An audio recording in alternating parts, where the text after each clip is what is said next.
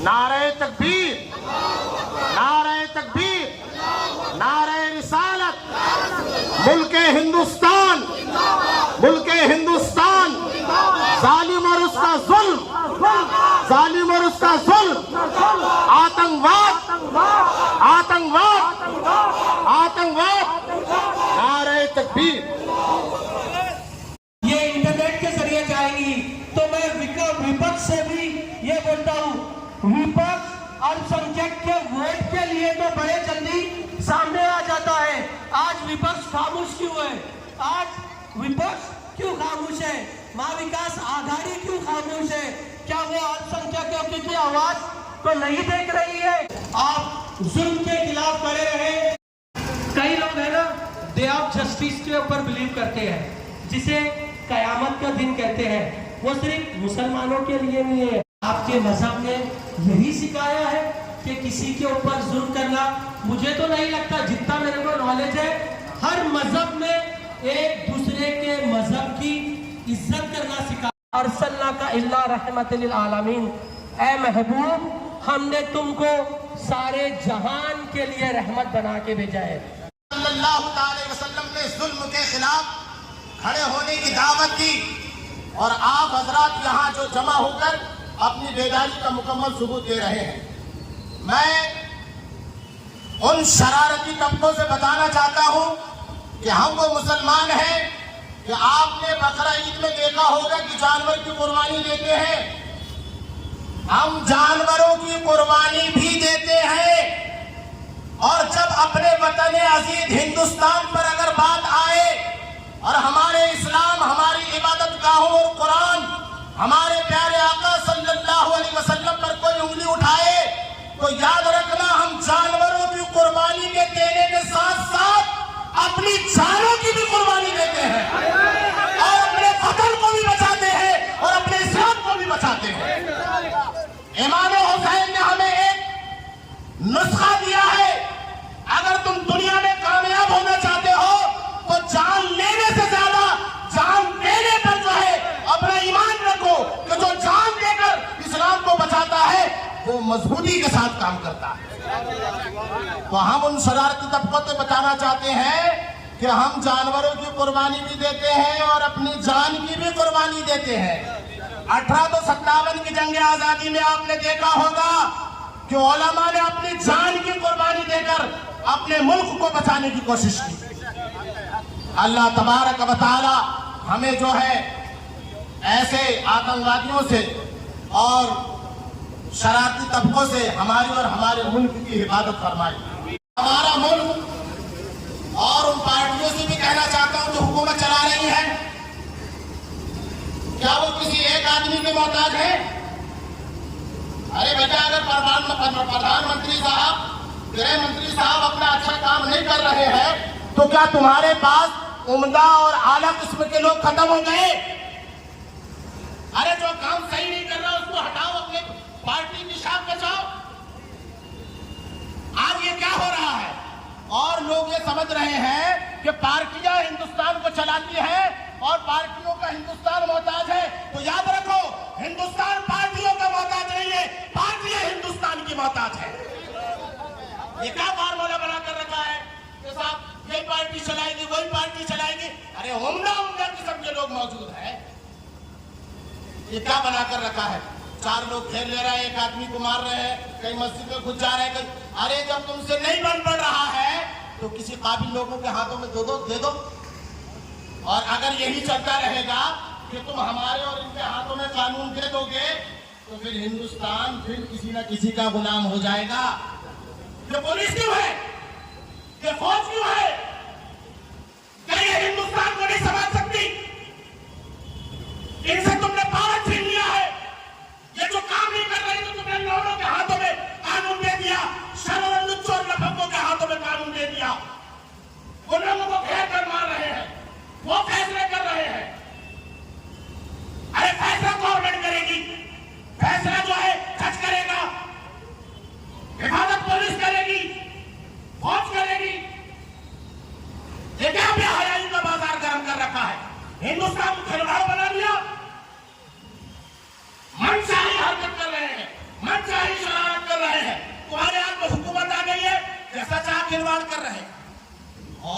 ऐसे बन जाते हैं, कहीं जब शरारत होती तो खामोश बैठ जाते हैं दोनों। हमको नहीं समझ रहा, यहाँ बन के पेड़ा खा रहे हो। शर्म से झुका दिया है। किसी मस्जिद पे हमला करना या किसी भी इबादत गाह को नुकसान पहुंचाना यकीनन ये सख्त गिरी हुई हरकत है और इंसानियत के मियार के खिलाफ है। हम प्रशासन से और हुकूमत से यही कहेंगे कि इस तरह के आतंक फैलाने वाले जितने आतंकवादी हैं उनके ऊपर सख्त कार्रवाई की जाए कि कहीं मस्जिद के ऊपर हमला, कहीं मौलिकी के नाम पर किसी बेगुनाह को, कमजोर और गरीब को घेर कर हत्या कर देना, ये सख्त इंतहाई शरारत आमेज और बुरा काम है। इसके ऊपर सख्त कार्रवाई होनी चाहिए, क्योंकि ऐसे तबके अपने मखसूस संगठनों के नाम पर और मखसूस जो तंजीमें इन्होंने बना के रखी है, इस तंजीम के नाम पर दहशत गर्दी फैलाते हैं। दहशत गर्दी के नाम पर ये गरीब और मजदूर तबके के लोगों को अपना शिकार बनाते हैं, क्योंकि इस तरह के जब भी कोई काम होते हैं या जब भी इस तरह की कोई कार्रवाई होती है तो इसमें बड़े लोगों का नुकसान नहीं होता है। इसमें हमेशा गरीब और मजलूम ही पिसता है कि वही मारा जाता है, उसी के ऊपर हमले होते हैं, कदम भी उसी के ऊपर लगता है और फिर उसी बेरोजगार को जेल के अंदर डाल दिया जाता है। उसका परिवार सड़कों पे आ जाता है, बेरोजगारी का वो शिकार हो रहा है। ऐसा सिर्फ महाराष्ट्र नहीं, पूरे हिंदुस्तान के अंदर हालात बनाए जा रहे हैं। कहीं अपनी पार्टी को उरूज देने के नाम पर, कभी राजनीतिक और सियासत के नाम पर, या कोई अगर अपनी पार्टी में मशहूर होना चाहता है या अपने जमात या अपने समाज या अपने मजहब में, अपने धर्म में कि भाई इसने बहुत अच्छा काम किया है, तो ऐसा करने के लिए एक दो गरीब मुसलमानों को निशाना बना दिया, मस्जिद के ऊपर हमला कर दिया, या फिर किसी भी मुसलमान के ऊपर धर्म के नाम पर हमला करके अपने आप को शोहरत देने की कोशिश करते हैं। लिहाजा हुकूमत को चाहिए कि यहाँ पे सख्त कदम उठाए और जिन लोगों ने कोल्हापुर जिले की उस रजा जामा मस्जिद में हमला किया है, कुरान मुकद्दस की बेहुरमती की है, कुरान मजीद को जलाया है, मस्जिद के मीनारों पे हमला किया, मस्जिद के मिंबरों मेहराब के ऊपर हमला किया, इससे सारे मुस्लिम कौम की दिल आजारी हुई है, हमारी धार्मिक भावनाओं को ठेस पहुंची है। लिहाजा इस पर सख्त कार्रवाई की जाए और ऐसे आतंकवादियों के ऊपर सख्त कार्रवाई करके उन्हें जेल के अंदर डाला जाए, ताकि आइंदा लोगों के लिए इबरत हो जाए कि कोई भी किसी भी धर्म या किसी भी मजहब की धार्मिक भावनाओं को ठेस न पहुंचाए, और कोई भी मजहब का हो, किसी भी धर्म का हो, अगर इस तरह का कोई काम करता है तो ये सख्त बुरा है और हम इसकी मजम्मत करते हैं। और हम यही अपनी कौम से भी गुजारिश करते हैं कि अपने मजहब पर मजबूती से कायम रहो और किसी की धार्मिक भावनाओं के साथ खिलवाड़ मत करो। अस्सलाम वालेकुम, मैं मोहम्मद ताहिर रज़ा अहले सुन्नत वल जमात नागपुर की तरफ से आज जो कोल्हापुर में इंसिडेंट हुआ है 14 जुलाई को, उसकी मजम्मत में आज शहर नागपुर में यहाँ पर एक दिन का धरना प्रदर्शन रखा गया है। असल में यह धरना प्रदर्शन नहीं था, ये एक रैली थी जो अग्रेसन चौक से निकल के संविधान चौक पर इसका इख्तिताम होना था, लेकिन कुछ पुलिस प्रशासन की इंस्ट्रक्शन की वजह से हमको ये धरना प्रदर्शन में मुंतकिल करना पड़ा। तो खैर बहरहाल जो भी है, हम अपनी आवाज़ उठाना कभी बंद नहीं करेंगे और हम इंशाअल्लाह जुल्म के ख़िलाफ़ अपनी आवाज़ बुलंद करते रहेंगे। हम अपने भारत को दूसरा फ़िलिस्तीन नहीं बनने देंगे और इसके बाद हम अपना शहर मुल्क के हिंदुस्तान में दोबारा बाबरी मस्जिद भी नहीं बनने देंगे। उसी का ये विरोध प्रदर्शन हम जताने के लिए शहर नागपुर की जनता आज ये सेवा सदन चौक पर जमा हुए हैं और हम अपना विरोध उसमें लोगों पे जाहिर कर रहे हैं, हुकूमत तक अपना पैगाम पहुंचा रहे हैं। आज शहर नागपुर में अहले सुन्नत वल जमात और नागपुर गैर मुसलमानों ने एक धरना प्रदर्शन रखा जो कोल्हापुर के अंदर में आज से कुछ दिन पहले शिवपुर करके है, वहाँ पर रज़ा मस्जिद है, वहाँ पर रज़ा मस्जिद पर हमला किया गया है।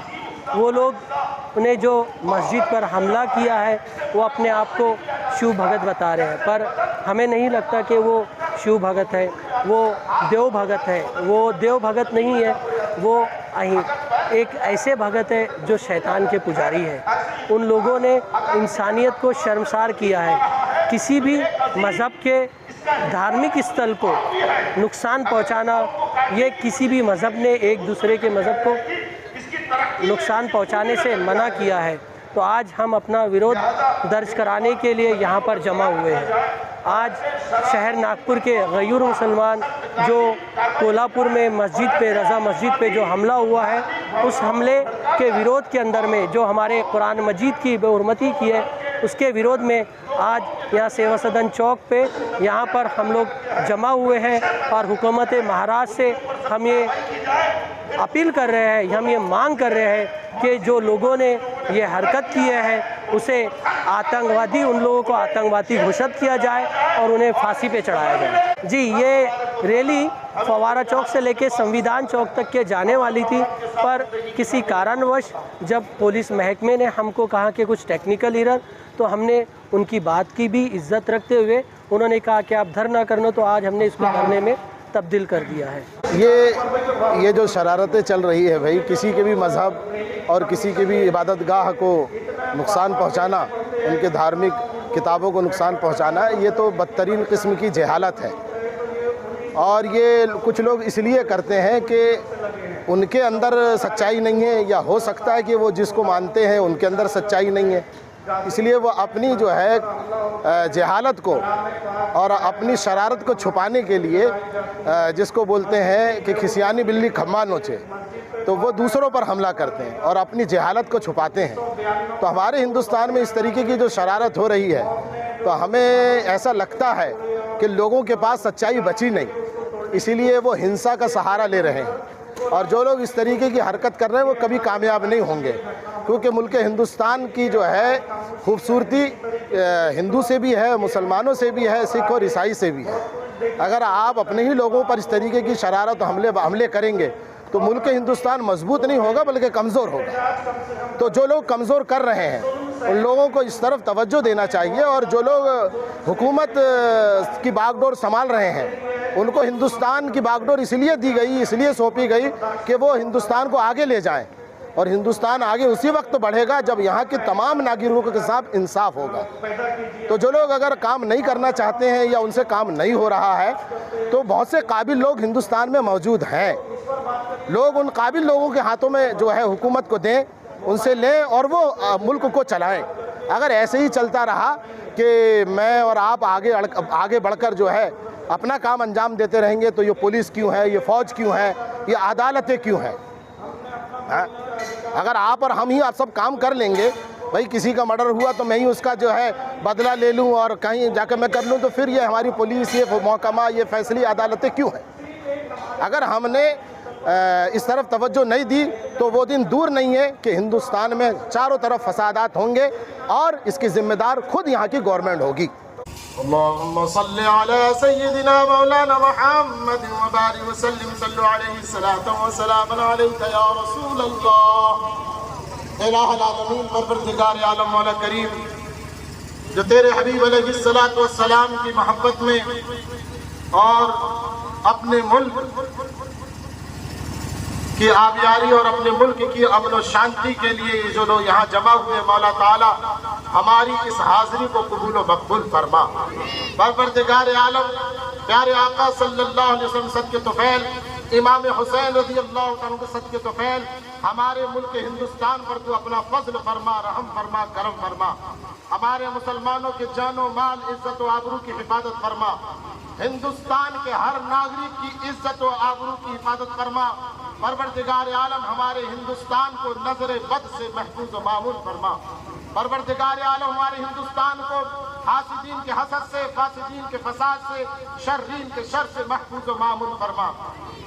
परवरदिगार आलम, जिन लोगों ने हमारी इबादत गाहों पर कुरान मुक़द्दस की बेहुरमती की है और हिंदुस्तान के माहौल को ख़राब करना चाहा है, ऐसे जो है कुफ़ार और मुशरिकीन और शर्रीर और फसादियों को कैफ़िर किरदार तक पहुँचा।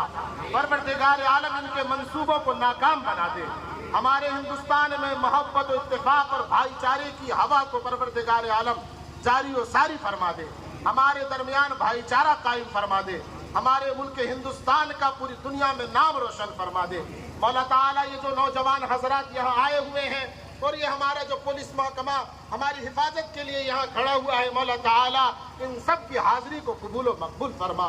मौला सबको हमारी हाजिरी को कबूल व मकबूल फरमा। परवरदिगार अपने शानी करीमी के लायक जो है इसका अजर अता फरमा। मौला करीम अपना फजल फरमा, रहम फरमा, करम फरमा। हमारी दुआओं को प्यारे आका सल्लल्लाहु अलैहि वसल्लम के वसीले से कबूल व मकबूल फरमा। ऐ अल्लाह, मुसलमानों पर और जहाँ जहाँ भी जो इंसानियत पर जुल्म ढाए जा रहे हैं, मौला ताला ऐसे जालिमों की पकड़ फरमा। खासकर फिलिस्तीन पर जो जुल्म तशद्दुद के पहाड़ तोड़े जा रहे हैं, यहूद और नसारा वहाँ अपनी जो है नापाक शादियों से पीछे नहीं हट रहे हैं। मौला ताला उनको कैफर किरदार तक पहुँचा और उन मजलूमों की गैब से मदद फरमा। मौला गैब से मदद फरमा। मौला अपना फज़ल फरमा, रहम फरमा, करम फरमा। इन्नल्लाह व मलाइकतहु युसल्लूना अलन नबी या अय्युहल्लज़ीना आमनू सल्लू अलैहि व सल्लिमू तस्लीमा। अल्लाहुम्मा सल्लि अला सय्यिदिना मौलाना मुहम्मद व बारिक व सल्लिम। सल्लू अलैहि सलातो व सलाम अलैका या रसूलल्लाह सल्लल्लाहु तआला अलैहि वसल्लम। सुब्हान रब्बिक रब्बिल इज्जति अम्मा यसिफून व सलामुन अलल मुरसलीन वल्हम्दुलिल्लाहि रब्बिल आलमीन।